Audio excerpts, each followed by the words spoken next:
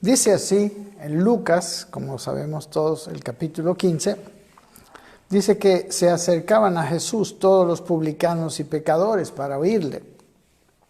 Y los fariseos y los escribas murmuraban diciendo, a los pecadores recibe y con ellos come. Entonces les refirió esta parábola diciendo, ¿qué hombre de vosotros teniendo 100 ovejas, si pierde una de ellas, no deja las 99 en el desierto y va tras la que se perdió hasta encontrarla? Y cuando la encuentra, la pone sobre sus hombros gozoso, y al llegar a su casa reúne a sus amigos y vecinos diciéndoles, gozaos conmigo porque he encontrado mi oveja que se había perdido. Os digo que así habrá más gozo en el cielo por un pecador que se arrepiente que por 99 justos que no necesitan de arrepentimiento. O, ¿qué mujer que tiene 10 dracmas, si pierde una dracma, no enciende la lámpara y barre la casa y busca con diligencia hasta encontrarla? Y cuando la encuentra, reúne a sus amigas y vecinas diciendo, gozaos conmigo porque he encontrado la dracma que había perdido. Así os digo que hay gozo delante de los ángeles de Dios por un pecador que se arrepiente.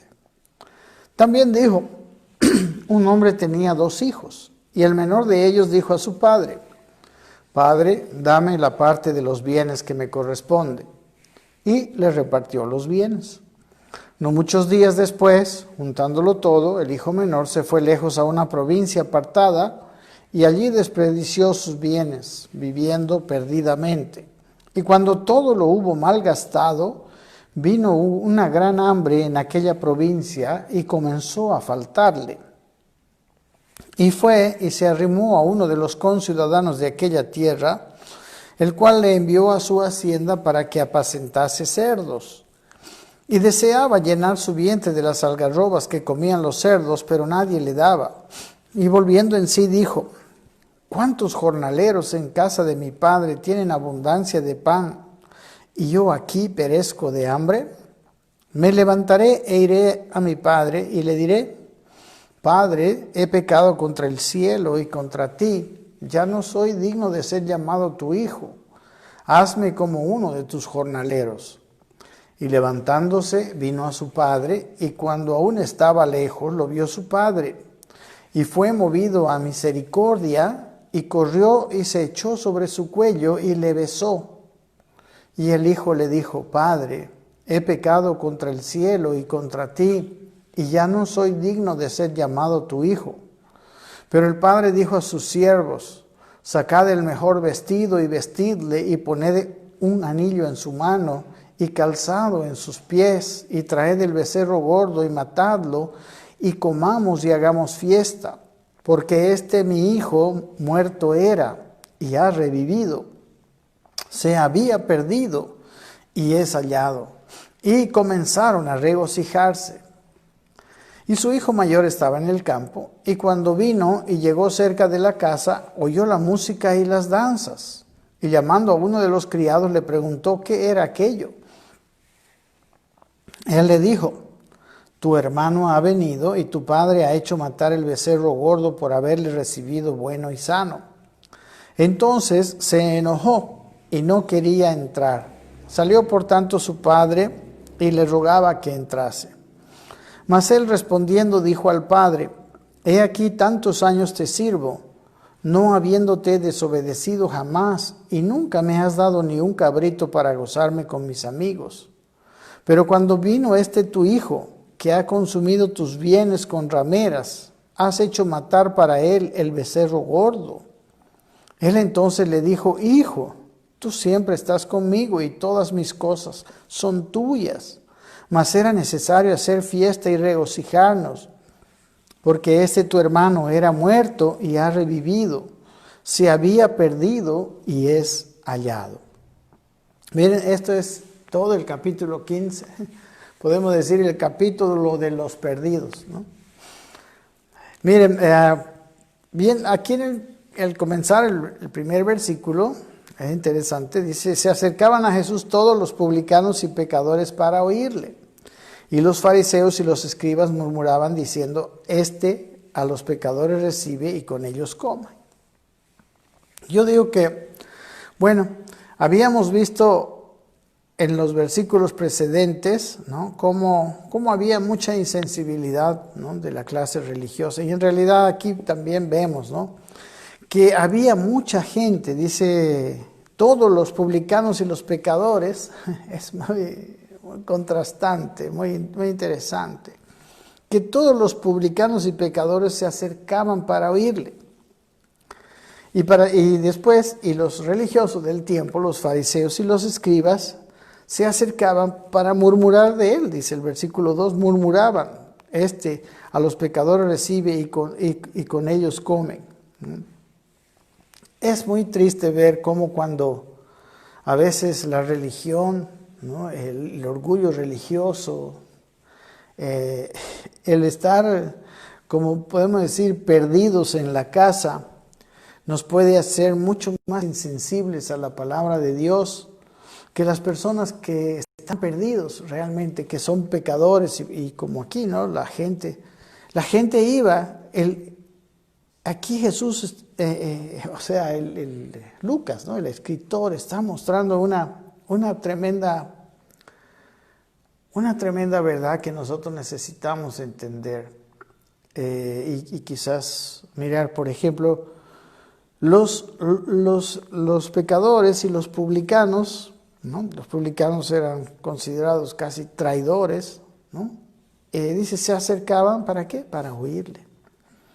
Y los fariseos, nosotros podemos ver mucho de los fariseos, ¿no? Aquí estaban murmurando. Miren, en todo lo que hemos estado leyendo, yo saqué algunos pasajes donde se acercan los publicanos a Jesús cuando Él está hablando, o se acercan para provocarle a hablar. Por ejemplo, capítulo 5 y versículo 30 dice, y los escribas y los fariseos murmuraban contra los discípulos, diciendo, ¿por qué coméis y bebéis con los publicanos y los pecadores? ¿No? Entonces ellos, ¿para qué iban? ¿Cómo era su observación de Jesús o de las enseñanzas de Jesús? Dice en el capítulo 6, versículo 11 y 12, dice, y ellos se llenaron de furor, hablaban entre sí, ¿qué podían hacer contra Jesús? ¿No? Versículo 1 al versículo 2, algunos de los fariseos les dijeron, ¿para qué hacéis lo que no es lícito hacer en los días de reposo? Cuando vio esto, el fariseo que le había convidado, ¿no?, dijo para sí, si fuera profeta, conocería quién y qué clase de mujer es la que le toca, que es pecadora. ¿No? A uno que incluso que le había invitado. Y en el versículo 49, y los que estaban, dice, juntamente sentados a la mesa, que eran fariseos, comenzaron a decir entre sí, ¿quién es este que también perdona pecados? O sea, a Jesús solamente venían a criticarle. En el capítulo 10, versículo 25, he aquí un intérprete de la ley se levantó y dijo para probarle, ¿no?, Maestro, ¿haciendo qué cosa heredaré la vida eterna? O sea, ¿para qué él estaba preguntándole? Él sabía, pero que le preguntaba para qué, para probarle, dice, ¿no? Etcétera, ¿no? Capítulo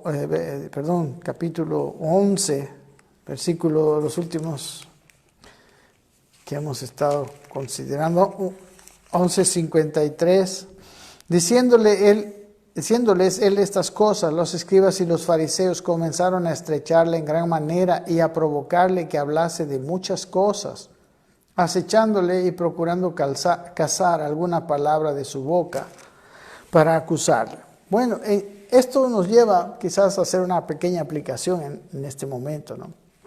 ¿Con qué corazón, con qué ánimo nos acercamos para escuchar la palabra de Dios? ¿Qué esperamos de la palabra de Dios? algunas enseñanzas anteriores habíamos visto que la palabra de Dios en realidad ni siquiera es solamente para mejorar nuestra mente, aunque sí, realmente es muy bueno que nuestra mente cambie. Pero la palabra de Dios es más que nada alimento para nuestro espíritu, alimento para esa nueva naturaleza que tenemos nosotros, ¿no? Y bueno, nosotros tenemos simplemente que desechar si hay cosas que son un alimento, podemos decir, malo o dañino, ¿no? Como hemos visto también. Bien, pero esta situación de los fariseos, la crítica, porque esta palabra era una crítica, porque ellos no se acercaban a los pecadores ni nada, ¿no? Entonces, él les muestra estas parábolas, ¿no? Las 3 parábolas que siguen son una muestra, son dirigidas precisamente a la actitud que ellos tenían, ¿no? Y la primera se llama la de la oveja perdida. Versículo 4 dice, y les habla a ellos directamente: ¿qué hombre de vosotros, teniendo 100 ovejas, si pierde una de ellas, no deja las 99 en el desierto y va tras la que se perdió hasta encontrarla? Y cuando la encuentra, la pone sobre sus hombros gozoso, y al llegar a casa reúne a sus amigos y vecinos diciéndoles: gozaos conmigo, porque he encontrado mi oveja que se había perdido. O sea, les está diciendo, si ustedes tuvieran una oveja, teniendo 100 ovejas, de 100 ovejas, si se pierde una, ¿acaso ustedes no dejan todas las otras y se van para encontrar a una oveja perdida? Y dice, y si la hallan con tanto gozo, vienen, y ustedes no solamente se vienen con gozo, sino, dice, reúne a sus amigos y les dice: gócense conmigo. Entonces, en realidad, quizás la pregunta que está haciendo Jesús es: ¿qué es lo que les causa gozo en su servicio a Dios? Se supone que los siervos de Dios comparten el corazón de Dios. Y aquí les dice: ustedes tendrían mucho gozo de ir y rescatar a una oveja perdida. Pero si ustedes vieran el corazón de Dios es rescatar a los perdidos, precisamente a esos pecadores y a esos publicanos, de los cuales ustedes están diciendo, me están criticando a mí por estar con ellos y por irlos a salvar, ¿no? En el capítulo 5 habíamos visto que Jesús les dijo: los sanos no tienen necesidad de médicos, sino los enfermos, ¿no? O sea, realmente, ¿para qué iba a ir Jesús donde los publicanos y los pecadores? Si ustedes miran con qué actitudes ellos llegaban a escuchar a Jesús. Según ellos lo sabían todo, ellos no iban a aprender con Jesús, no iban a recibir con Jesús. Ellos iban a ver, a criticar, a ver qué iban a hacer, aún hasta querían matarle, ¿no? Y bueno, en realidad, cierto que de 100 ovejas, si una se nos pierde, ¿no? Es muy importante esa oveja perdida.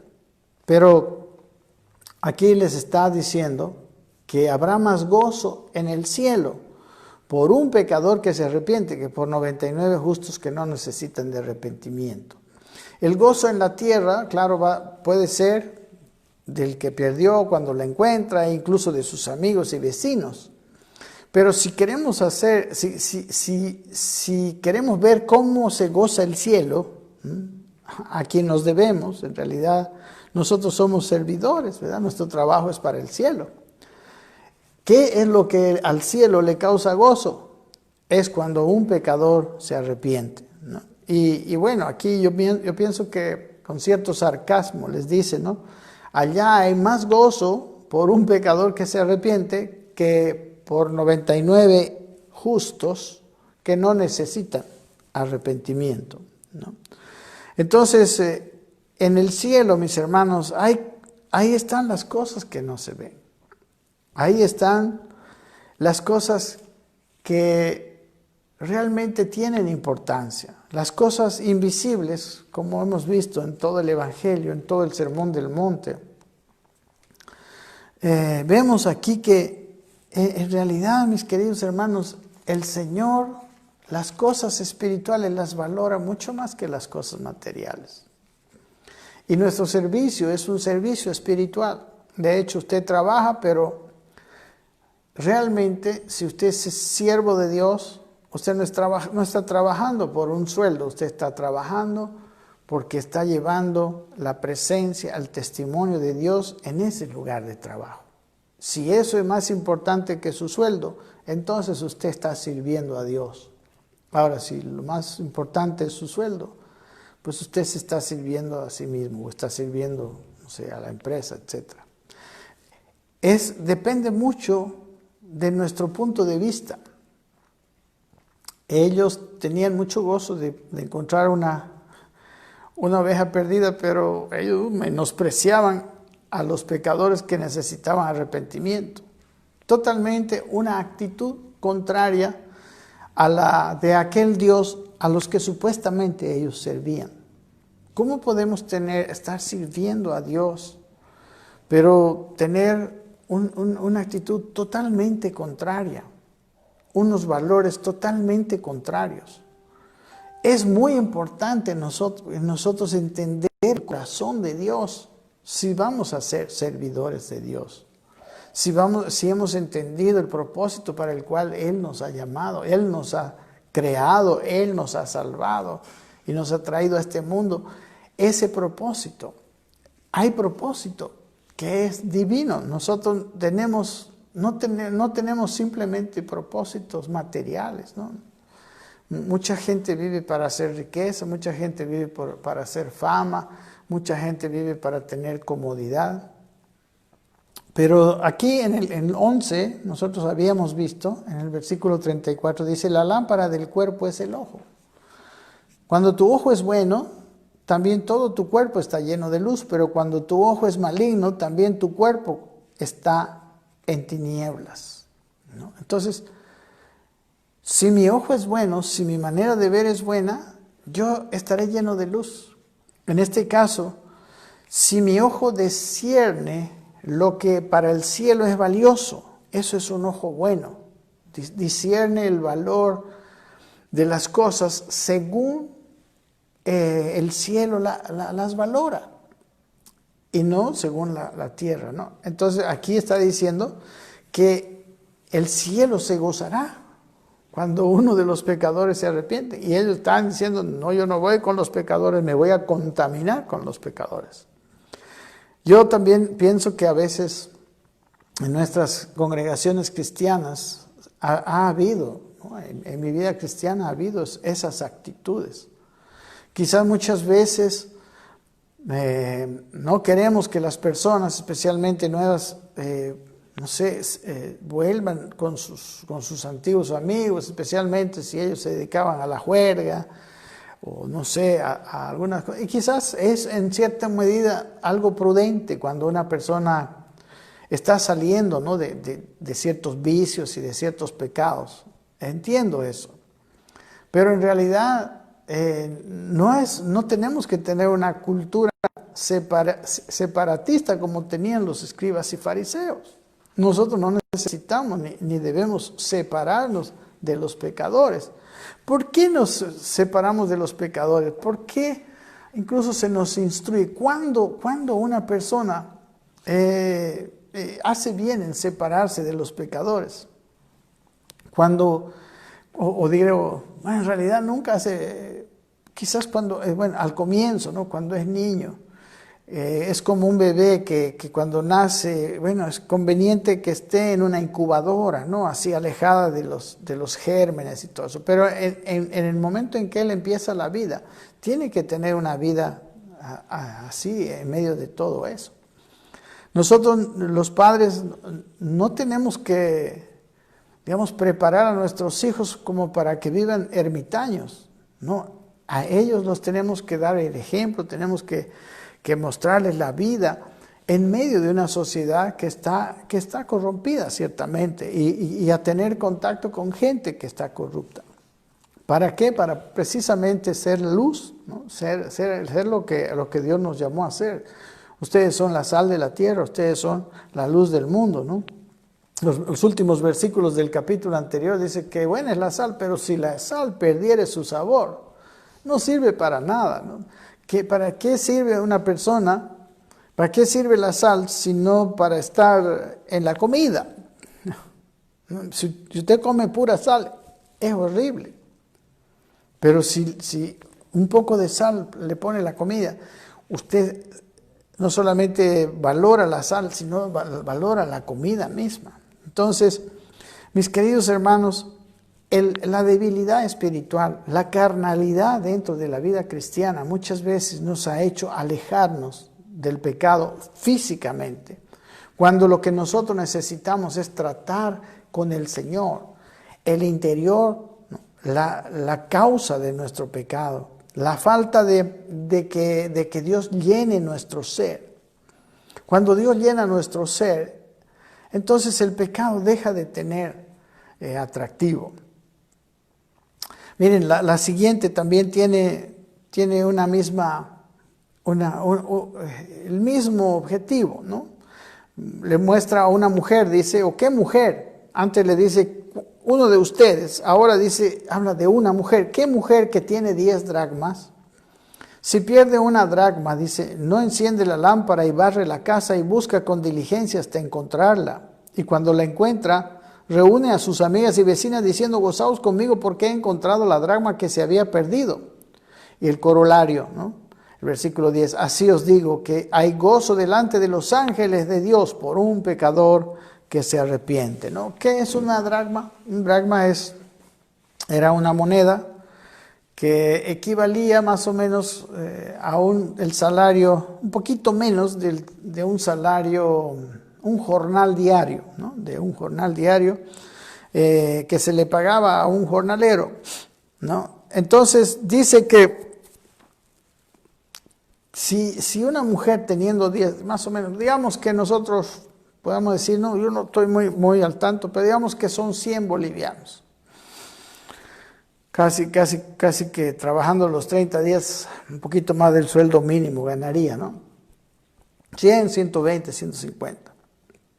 Si se te pierden 100 pesos en tu casa, a ver, imagínate, ¿qué pasa si yo tenía 100 pesos y se pierde? Estoy seguro que estaría rebatiendo y buscando, porque 100 pesos son 100 pesos. Pero ¿cuánto más vale un pecador, dice, que se arrepiente? Y aquí dice que el gozo, dice, delante de los ángeles de Dios. Los ángeles de Dios se alegran cuando hay un pecador que se arrepiente, ¿no? Una persona que reconoce su vida, reconoce su necesidad de cambiar de vida, de la necesidad de Dios en su corazón. Cuando logramos eso, los ángeles y el cielo mismo se gozan. ¿Quiénes son los ángeles? ¿Qué hacen los ángeles? Miren, los ángeles, ¿es bueno que los ángeles se gocen? Pues sí, porque los ángeles, miren, son los que ejecutan muchas obras de Dios. Tienen poder para ejecutar, tienen poder para proteger, ¿no? Una vez un ángel mató 100,000 enemigos sirios de Israel que le estaban por destruir. Los ángeles transmiten sus órdenes, van y hablan. ¿Cuántas veces a Abraham le mostraron lo que iba a pasar? Los ángeles destruyeron Gomorra. No, los ángeles representan a Dios. La palabra ángel quiere decir mensajero, ¿no? Son personas que traen las órdenes, la voluntad de Dios, los mensajes de Dios, los avisos de Dios, las advertencias de Dios. Y ellos tienen mucho poder. Y qué lindo es cuando los poderosos se gozan. Y cada vez que nosotros le ayudamos a una persona a transformar su manera de pensar, porque arrepentimiento quiere decir un cambio de mentalidad. Y espero que hoy haya mucho gozo en el cielo.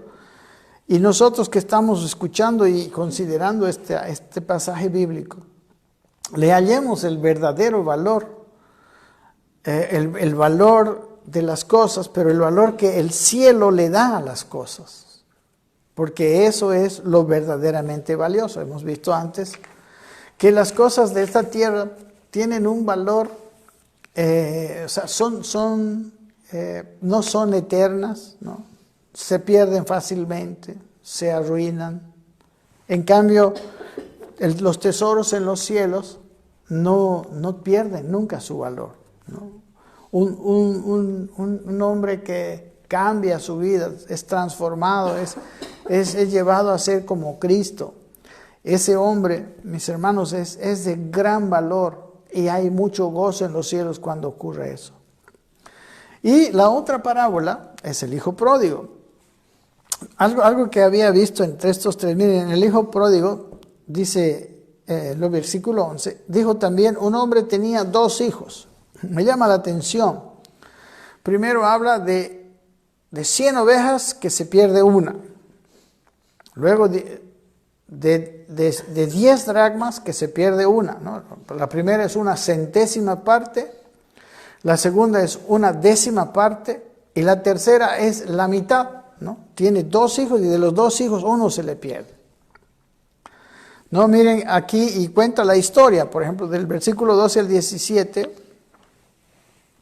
cuenta pues cómo se perdió el hijo, ¿no? Dice que le dijo a su padre, padre, a mí me corresponde esto de la herencia que me vas a dar. El padre no había muerto aún todavía, pero él estaba administrando su herencia, ¿no? En realidad le dice, bueno, yo ahora quiero tomar mi libre albedrío, quiero tomar mi vida en manos mías, ¿no? Yo decido ahora ya no someterme a ti, salirme de la casa, salirme de tu autoridad y de tu ayuda y de tu guianza para hacer lo que yo quiera, ¿no? Es una de las cosas que pasó con Adán, ¿no? Adán no siguió el mandato de Dios y él hizo lo que a él mejor le pareció. Y de ahí en adelante los seres humanos han estado haciendo de su vida lo que mejor creen, ¿no? Yo sé que nadie quiere autodestruirse en forma natural, ¿no? Ya tiene que estar muy arruinado la vida de una persona para que quiera autodestruirse, pero ellos, los seres humanos, nos creemos tan inteligentes, más inteligentes que Dios, y empezamos a vivir vidas donde al final, poco a poco nos autodestruimos. El relato bíblico, eso es lo que relata en los primeros capítulos del Génesis, ¿no? El hombre se eligió no hacer lo que Dios le dijo, ¿no? Dios le dijo, no hagas esto, no comas de este árbol, come del otro, pero el hombre siguió el consejo de la serpiente, ¿no? Que le había dicho a la esposa, a Eva, que comiera de ese árbol y que le iba a ir mejor. Y bueno, dice que ella miró y vio que era bueno el fruto, que era agradable para alcanzar sabiduría, y comió. Pues ¿cómo podemos decir? Las apariencias de las cosas nos engañan. A nosotros nos parece, al ser humano le parece que ser libre y tomar las riendas de su vida bajo su propio consejo, bajo su propia experiencia, conceptos, entendimientos, estudios, esa es la mejor manera de vivir. Y eso fue lo que este muchacho creía. Y dice, bueno, versículo 13, que no muchos días después, juntándolo todo, el hijo menor se fue lejos a una provincia apartada y allí desperdició sus bienes viviendo perdidamente, ¿no? Se fue lejos a una provincia apartada para que ahí ni lo vea su padre, ¿no? Así como Adán y Eva no se escondieron de Dios inmediatamente. Ese también se fue a una provincia apartada. ¿Y qué pasa cuando estamos apartados de Dios? Pues desperdiciamos nuestra vida, mis queridos hermanos. Y aquí él desperdició todos sus bienes y todo su tiempo viviendo perdidamente. ¿Y hasta cuándo es esto? Bueno, al versículo 14 dice, y cuando todo lo hubo malgastado, vino una gran hambre en aquella provincia y comenzó a faltarle. Es hasta que nos empiece a faltar, hasta que nosotros nos demos cuenta, hasta que el ser humano se dé cuenta que sus caminos, si no se alinean con los caminos de Dios, la Biblia dice que son caminos de muerte. Son caminos que no nos llevan ni a la felicidad ni a la vida. Son caminos que tienen muy lindas apariencias, ¿no? Dice el libro de Proverbios, hay caminos que al hombre le parecen derechos, que les parecen perfectos, pero son caminos de muerte.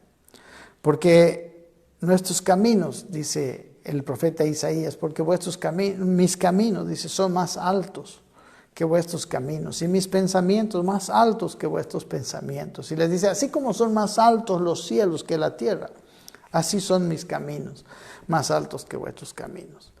Y realmente es una cuestión de visión, como decíamos, ¿no? El ojo bueno ve los caminos de Dios. El ojo bueno puede percibir el consejo de Dios en cada decisión de la vida. Y el ojo malo, pues simplemente se basa en su gran inteligencia. Bueno, pues ¿qué? Le empezó a faltar, como pasa con el mundo, que sigue los caminos alejados de los caminos de Dios. Y dice, y se arrimó a uno de los ciudadanos de aquella tierra, el cual le envió a su hacienda para que apacentase cerdos, ¿no? Llegó a tener que trabajar siendo un pastor de cerdos, ¿no? He escuchado de pastor de ovejas, pero de pastor de cerdos, no. Y bueno, apacentar cerdos para un judío era el trabajo más abominable que podían hacer. Ellos no comen carne de cerdo, ¿no? El cerdo es un animal inmundo para ellos. Todavía en el tiempo de Jesús, ellos consideraban así, hasta hoy, ¿no? Los judíos no comen carne de cerdo. Y entonces, pues mire, aquel muchacho que ni quería comer carne de cerdo jamás, que era una abominación, ahora estaba, por causa de sus decisiones, estaba apacentando cerdos, estaba cuidando cerdos.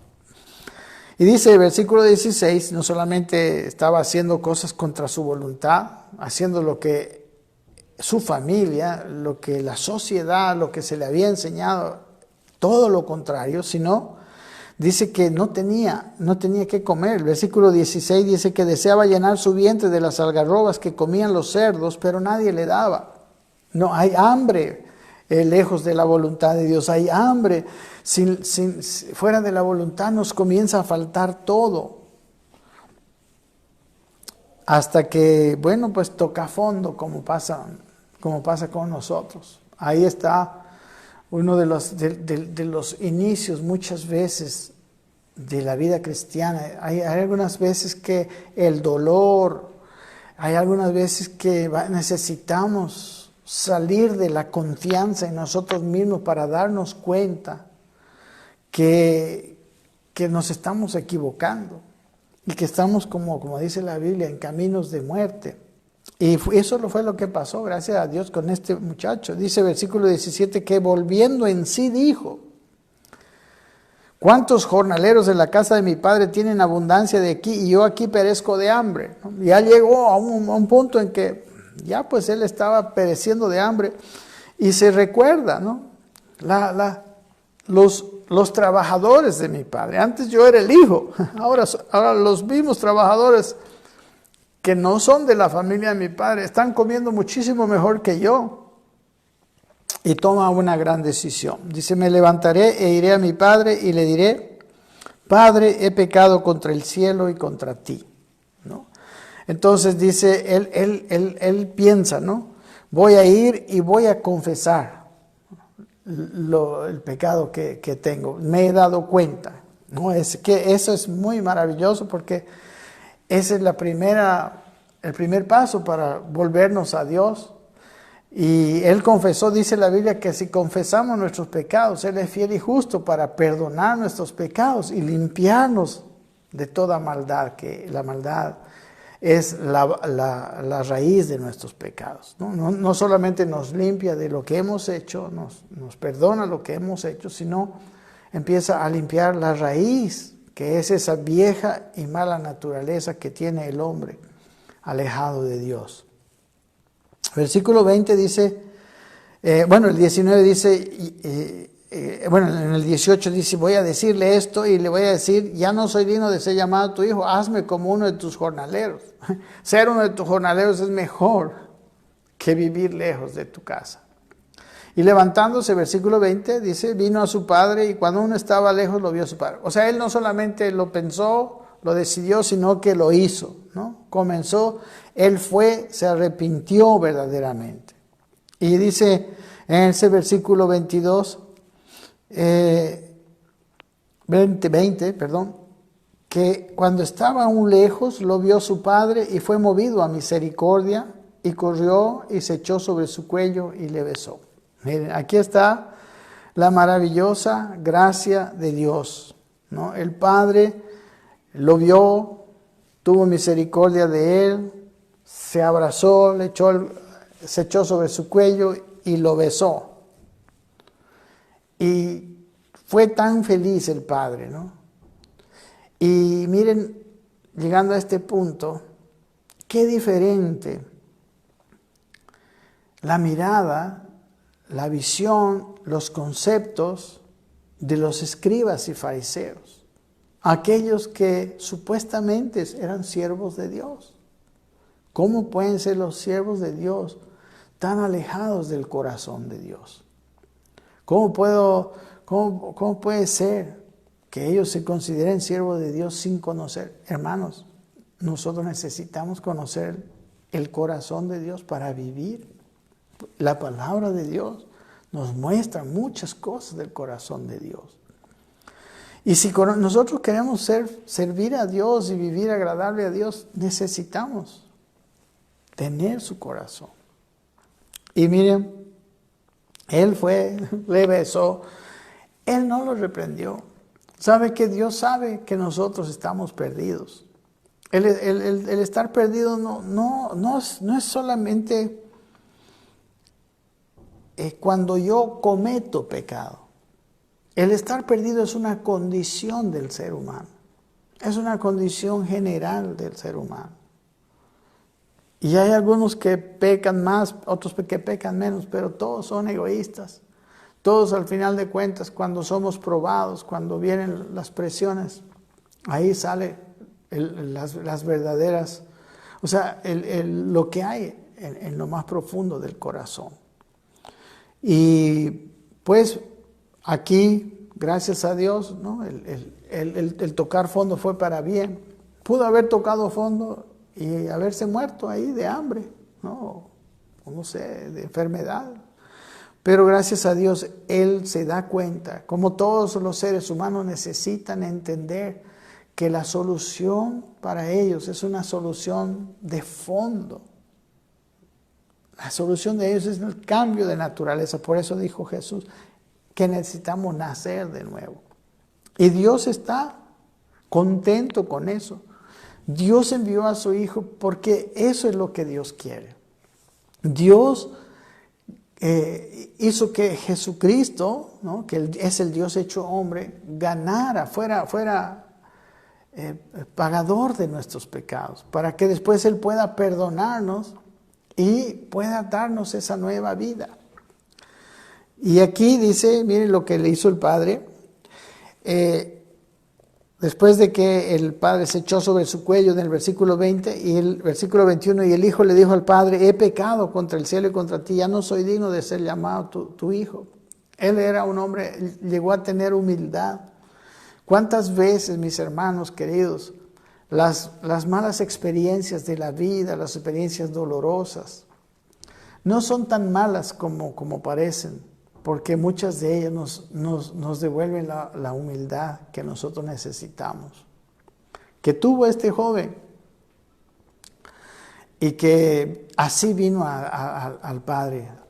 Dice que Dios al altivo, al orgulloso lo mira de lejos, pero al humilde le da gracia. O sea, al humilde le da. ¿no?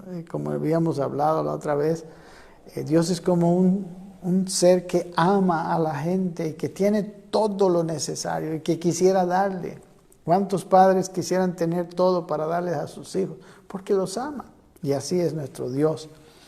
Y dice que lo que hizo fue, versículo 22, el padre le dijo a sus siervos: saquen el mejor vestido, vístanle, pongan un anillo en su mano y calzado en sus pies, y traigan el becerro gordo y mátenlo, y comamos y hagamos fiesta.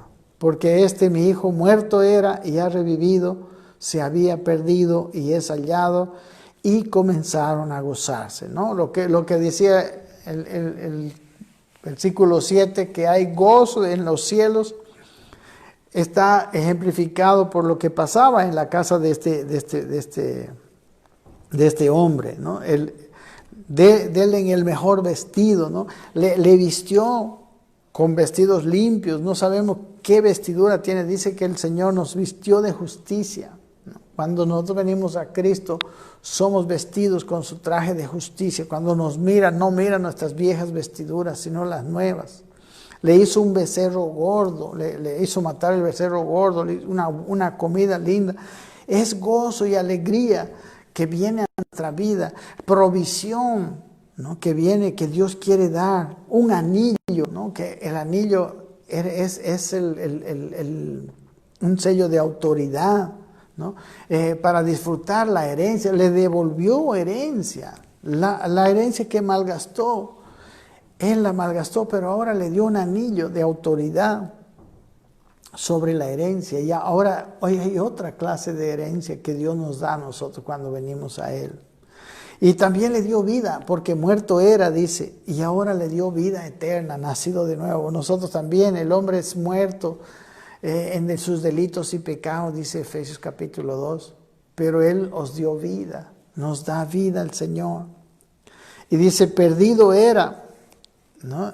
Como dice, se había perdido y es hallado, ¿no? Perdido, la Biblia dice que el hombre está perdido, está en tinieblas, no sabe a dónde va, está buscando caminos que le satisfagan y simplemente se va metiendo, o sea, va corriendo por otros caminos y nunca puede encontrar.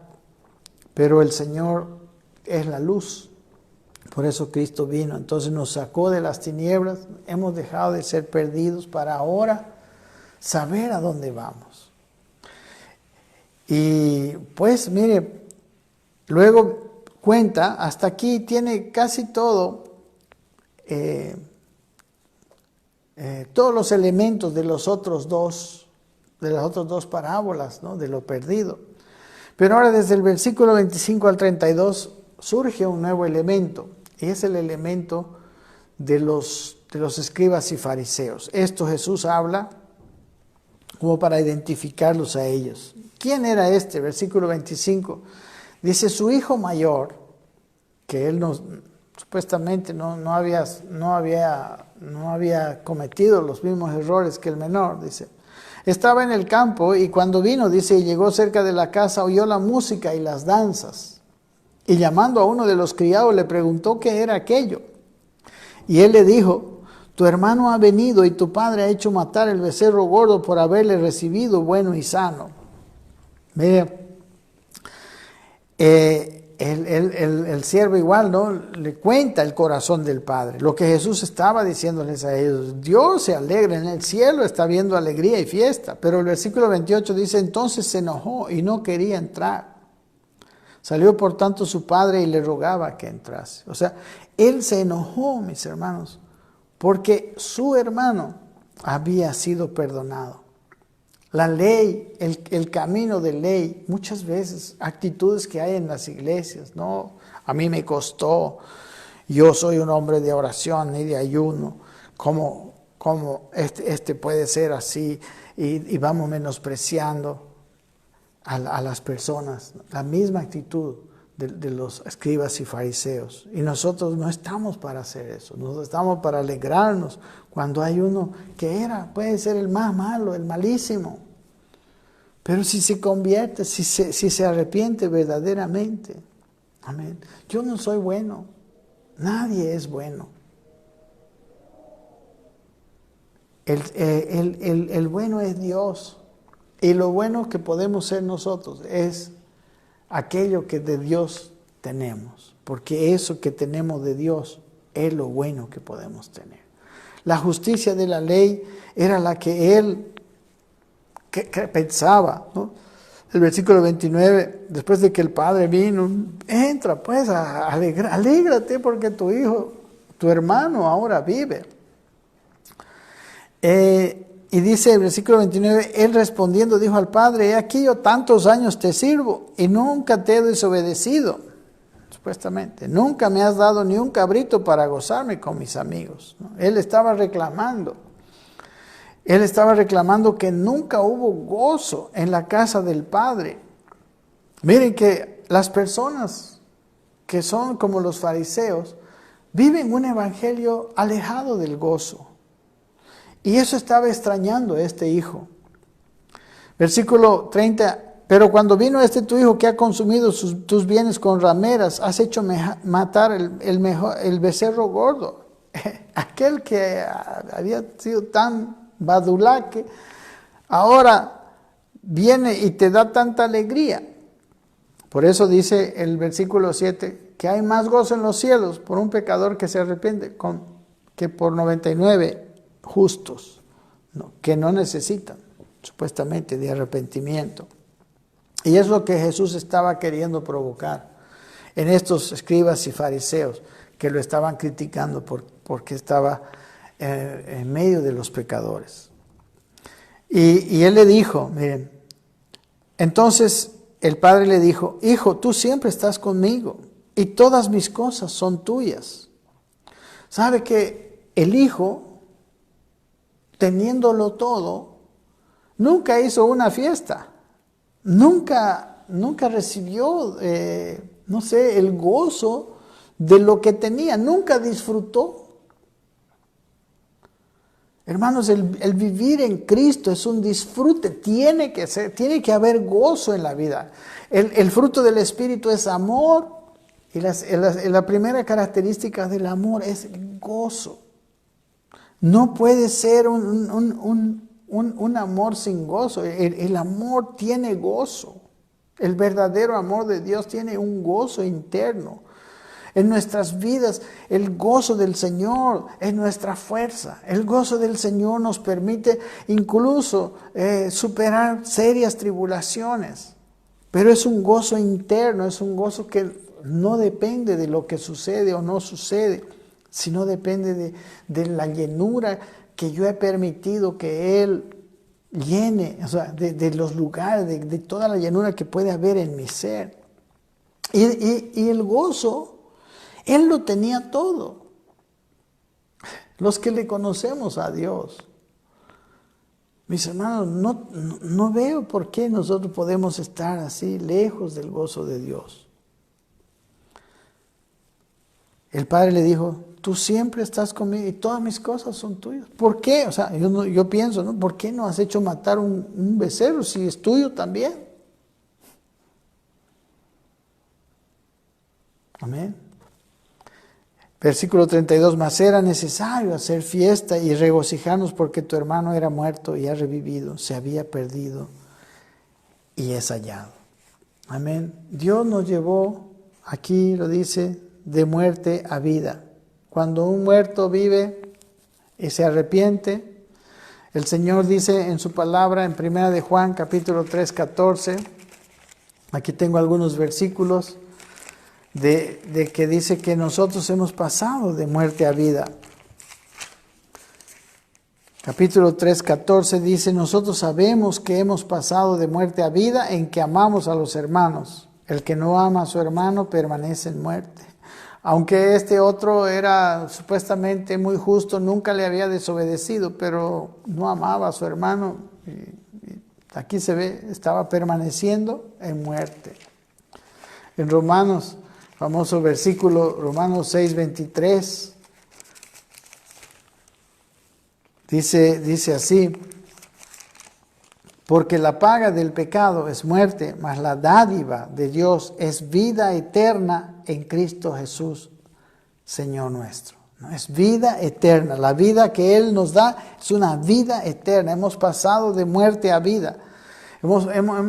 Hemos comenzado, como dice usted, lea el capítulo 2 de Efesios, ¿no? Estabais muertos en vuestros delitos y pecados y Él os dio vida. Y también hemos pasado de tinieblas a luz, ¿no? En primera de Juan, capítulo 2, versículo 11, dice que el que aborrece a su hermano está en tinieblas y anda en tinieblas y no sabe a dónde va porque las tinieblas han cegado sus ojos. O sea, cuando nosotros tenemos sentimientos de aborrecimiento en nuestro corazón, o sea, cuando no son sentimientos, son ya cosas puestas, ¿no? A veces hay rabia que nos da por las injusticias, etc.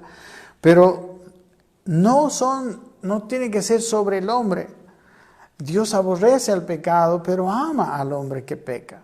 Al hombre, porque es el hombre el objeto de su amor. No son las actitudes del hombre las que Dios quiere. En Juan, en su evangelio, ¿no? El apóstol Juan, en el capítulo 8, dice que Él es la luz del mundo. 8:32 dice, 8:12 dice, otra vez les habló Jesús diciendo, yo soy la luz del mundo. El que me sigue no andará en tinieblas, sino que tendrá la luz de la vida, ¿no? La vida le guiará, la vida le alumbrará, sabrá a dónde va. Como dice en capítulo 12, versículo 46 de Juan, del Evangelio de Juan, dice, yo la luz he venido al mundo para que todo aquel que cree en mí no permanezca en tinieblas. Efesios capítulo 5, versículo 8, dice la palabra del Señor, que en otro tiempo, dice, porque en otro tiempo erais tinieblas, mas ahora sois luz en el Señor. Y luego dice, andad pues como hijos de luz. Amén. El Señor quiere que ahora nosotros andemos mirando y viendo lo valioso, viendo con buenos ojos, mirando las cosas con el valor que el cielo le da. Amén. El cielo le da ese valor a las cosas. Dice el versículo 9 de 1 Pedro capítulo 2, que somos linaje escogido, real sacerdocio, nación santa, pueblo adquirido por Dios, para que anunciéis las virtudes de aquel que os llamó de las tinieblas a su luz admirable. Hermanos, el camino del Señor es un camino de luz y de vida. Estas son las dos características importantes que vemos en esta parábola, ¿no? en esta última, y de la cual carece el mundo. Amén. Entonces, servirle a Dios significa amar a las personas. Pero si son pecadores, si son malos y todo eso, sí, nosotros no vamos a amar la injusticia, el pecado, el abuso, el daño. Pero ¿sabe qué? Una de las cosas que yo me doy cuenta es que muchos de los hombres que nosotros vemos más malos y más dañinos que ha tenido la humanidad, es que ellos han sido dañados desde chicos. Sus padres los han dañado. Una de las cosas más importantes que Dios va a demandar de los seres humanos que son padres es que ellos cuiden y críen a sus hijos. Porque el descuido de los padres ha hecho que los hijos sean tan dañados y cuando son grandes son malos, o sea, parecen malos, pero detrás de toda esa maldad y de toda esa fachada de malos hay un ser humano que está anhelando la vida de Dios. Dios tiene para todos vida. Hay una gracia que Dios quiere que la vayamos a repartir, pero sí se requiere tomar la decisión como este hijo pródigo, de ir al Padre. Eso no pudo hacer el Padre. El Padre no pudo jamás.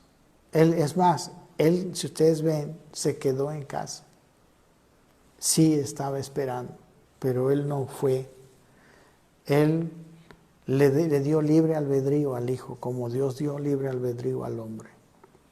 Pero cuando el hombre se vuelve, está ahí el Padre esperándolo. Dice que a este muchacho el Padre lo vio de lejos. ¿Por qué lo vio de lejos? Yo me imagino Dios estaba siempre, el Padre siempre estaba mirando allá lejos. A ver cuándo vuelve mi hijo. Y corrió, se echó a su cuello y le besó. Así Dios nos está esperando. Y Dios está esperando a todos los seres humanos.